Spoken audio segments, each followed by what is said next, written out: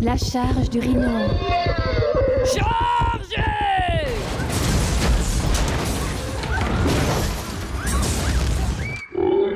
Sans chercher trop longtemps, j'ai trouvé pire que le black metal en matière de non-respect de son prochain, le Black Friday.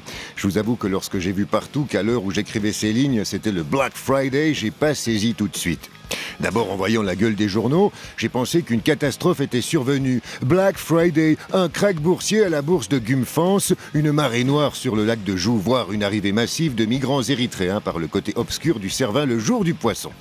Que nenni! Le Black Friday, c'est juste des soldes avant Noël, histoire de bien exciter le chaland. Et du con, t'es fauché, tu dois faire des cadeaux, achète-les durant le Black Friday. Je parle de soldes, mais là aussi je me gourre totalement. Ce ne sont pas des soldes, mais des sales pour parler suisse.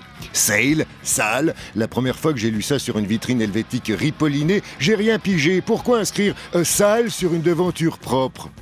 Bon, elle n'est pas vraiment neuve cette vanne, mais je vous la fais gratos, service public oblige. Mais elle a de quoi amuser n'importe quel amateur de surréalisme. En apparence, parce que dans le fond, ce Black Friday fait partie d'une stratégie commerciale visant à faire croire aux gens fauchés qu'ils vont économiser de la thune en achetant soldé, alors qu'ils en économiseraient vraiment s'ils n'achetaient rien du tout. Cette année, pour Noël, je vais faire sobre. J'ai demandé juste une pive au Père Noël, même pas de sapin ni de cadeau. Il y en a qui rêvent d'une nouvelle télé, d'une nouvelle tablette, d'un nouveau téléphone, d'une nouvelle femme, d'une nouvelle bagnole, d'un nouveau voyage sur une île déserte à la con, histoire d'avoir l'impression de pouvoir s'acheter une nouvelle vie. Moi, je rêve juste d'une nouvelle fin du monde, parce que celle de 2012, on l'a pas vue passer, remboursée, bordel.